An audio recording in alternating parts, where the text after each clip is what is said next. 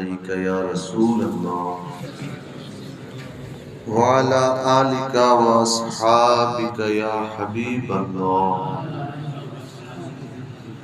صلی اللہ تعالی علیہ وسلم۔ صحبت کی، نیک صحبت کی، اچھی صحبت کی برکتیں، اس کے فائدے آپ نے سنے۔ اسی کے تعلق سے ایک فائدہ، یہ صحبت امام جلال الدین سیوطی رحمۃ اللہ تعالی علیہ، جن کا کئی دن سے الحمدللہ ذکر ہو رہا ہے، اور یہ بڑے عظیم محدث، مفسر، فقیہ اپنے وقت میں گزرے، مصر میں پیدا ہوئے تھے، اور اس وقت ان سے پہلے جو امام جلال الدین تھے وہ امام جلال الدین محمد بن احمد محلی، ان کا نام، اصلی نام محمد بن احمد محلی، جو ان سے بزرگ تھے عمر میں، اور انہوں نے 15 پارہ قرآن کی تفسیر لکھی اور ان کا انتقال ہوا۔ جب ان کا انتقال ہوا اس وقت لگ بھگ یہ امام جلال الدین عبد الرحمن سیوطی رحمۃ اللہ تعالی علیہ 2-4 سال کی عمر کے ہوں گے اس وقت، یعنی ان کا گزرنا اور ان کا پیدا ہونا یہ قریب قریب کا زمانہ۔ پھر انہوں نے اپنی تفسیر خود سے پورے قرآن کی لکھنا چاہی تھی کہ پورے قرآن کی میں لکھوں گا۔ پھر کسی مشورہ دینے والے نے کہا حضور امام جلال الدین محلی نے قرآن کی 15 پارے کی تفسیر لکھی ہے اور ان کا وفات ہو گیا ہے، تو آپ یہ تفسیر اپنی پوری لکھنے کے بجائے ان کی ادھوری تفسیر پوری کریے، سمجھ میں آئے؟ تب انہوں نے لکھی۔ اور تعجب کی بات یہ ہے کس پائے کا علم اللہ تعالیٰ نے اپنے بندوں کو عطا کیا۔ بڑا تعجب ہوتا ہے کہ ہم اگر کوئی شاعر ہے ایک شعر 5-6 اشعار لکھے گا تو مہینوں سال گزر جاتے ہیں، کوئی کتاب لکھنے والا کوئی کتاب لکھتا ہے سالوں سال گزر جاتے ہیں۔ ان کی عمر اس وقت تھی 22 سال۔ اس عمر میں ابھی 22 سال کا ہمارا نوجوان کیا پورا کرکٹ بھی نہیں کھیل پاتا، سیکھ پاتا، موبائل چلانے نہیں سیکھ پاتا، مگر اللہ تعالیٰ نے کیسوں کو چنا تھا اور کیا عمر دی تھی۔ آج 22 سال کی عمر ہم کھیل کود کی عمر سمجھتے تھے، مگر روایتوں میں آتا ہے کہ امام جلال الدین سیوطی نے پہلے رمضان سے 22 سال کی عمر ہے اور پہلے روزے سے قرآن کے 15ویں پارے سے تفسیر لکھنا شروع کیا۔ 10 شوال تک 15 پارہ قرآن کی تفسیر لکھی، یعنی 40 دن میں پورے 15 پارے قرآن کی تفسیر لکھی۔ کیا اعجاز تھا اللہ تعالیٰ جل مجدہ الکریم نے عطا کیا تھا۔ خود بیان فرماتے ہیں امام شارانی رحمۃ اللہ تعالیٰ علیہ کہتے ہیں خواب میں دیکھنے کا، ان کے بارے میں آتا ہے کہ خواب میں سرکار کو مدینے کے تاجدار کو انہوں نے 75 بار دیکھا، مگر عالم بیداری میں جب مشکل پڑتی تھی، وہ خود بیان کرتے ہیں کہ جب مجھے کوئی مشکل درپیش آتا تھا تو میں سرکار کو آواز دیتا تھا، میرے آقا سامنے آ جاتے اور مجھے بتاتے تھے، ارشاد فرماتے ایسا کر جلال الدین، ایسا کر مشکل حل ہو جائے۔ آپ فرماتے ہیں میں نے بیداری میں، عالم بیداری میں مصطفیٰ کریم علیہ الصلوۃ والسلام کو 70 بار دیکھا، 75 بار خواب میں اور 70 بار بیداری میں۔ یہ تابعین بھی نہیں، تابعین بھی کے زمرے میں آتے ہیں۔ وہ جو صحابہ وہ تو ان کا تو دیدار الگ ہے، وہ تو صحابی ہیں، یہ تابعین میں سے آتے ہیں۔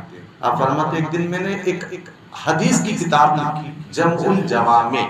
کیا کتاب کا نام ہے؟ جمع الجوامع۔ یہ حدیث کی کتاب جمع کی، پھر انہوں کا مجھے ایسا لگا کہ کاش یہ ساری حدیثیں میں نبی کریم صلی اللہ تعالیٰ علیہ وسلم کو پڑھ کے سناتا اور سرکار تصدیق کر دیتے تو پھر میرا مقدر سنور جاتا۔ آپ فرماتے ایک دن خواب میں پھر سرکار آئے تو میں نے پیارے آقا علیہ السلام سے عرض کیا یا رسول اللہ، میں نے کچھ حدیثیں آپ کی جمع کی ہے، اس کو کتابی شکل دی ہے، اس کا نام رکھا جمع الجوامع۔ یا رسول اللہ اس میں سے میں آپ کو کچھ حدیثیں آپ کی ہی سنانا چاہتا ہوں۔ سرکار فرماتے ہیں ہاتے یا شیخ الحدیث، عربی میں کہ سناؤ ہے شیخ الحدیث۔ امام جلال الدین سیوطی فرماتے کہ پیارے آقا سے کی زبان مقدس سے مجھے یہ القاب دینا مجھے ساری دنیا کی دولت سے زیادہ پیاری لگی، کہ سرکار مجھے کہہ رہے ہیں ہاتھ یا شیخ الحدیث، اے شیخ الحدیث سناؤ جو تم حدیث سنانا چاہتے ہو۔ وہ مقام ہے امام جلال الدین سیوطی، ان کے خادم ہیں، اب صحبت کی برکتیں سن رہی، ان کے خادم ہیں، ان کا نام ہے محمد بن علی رحمۃ اللہ تعالی، ان کی خدمت میں ان کی صحبت میں رہتے تھے۔ خادم سے مطلب یہ نہیں ہوتا ہے کہ ہاتھ پیر دبایا کریں یا سب کام کیا کریں، صحبت میں رہتے تھے اور بزرگ ہونے کی حیثیت سے ان کو کچھ کام کر دیتے تھے۔ آج بھی ہم لوگ کرتے ہیں، بزرگوں کی صحبت میں رہتے تھے۔ وہ فرماتے ہیں کہ مجھے امام جلال الدین سیوطی رحمۃ اللہ تعالی علیہ کی صحبت کی برکت ملی کہ ایک دن عصر کی نماز کا وقت تھا، عصر کی نماز کا وقت تھا۔ امام جلال الدین سیوطی فرماتے ہیں اے محمد بن علی، اگر تم میرے مرنے سے پہلے اگر یہ میرا راز نہ کھولو تو آج میری تمنا ہے کہ ہم دونوں عصر کی نماز مکے میں جا کے پڑھیں، مصر اور کہاں عرب۔ محمد علی رحمۃ اللہ تعالی علیہ فرماتے ہیں کہ مجھے تو خوشی کا ٹھکانہ ہی نہیں کہ میں کہتا کیا کہ یا حضور میں آپ سے وعدہ کرتا ہوں کہ آپ کے اس راز کو میں ظاہر نہیں کروں گا۔ امام جلال الدین سیوطی رحمۃ اللہ تعالی علیہ نے ان کا ہاتھ پکڑا اور کہا اے محمد بن علی اپنی آنکھیں بند کر لو۔ یہ روایت محمد بن علی ان کے خادم کی ہے، وہ کہتے ہیں کہ میرا ہاتھ پکڑا امام جلال الدین سیوطی نے اور کہا اے محمد بن علی اپنی آنکھیں بند کر لو اور چلو۔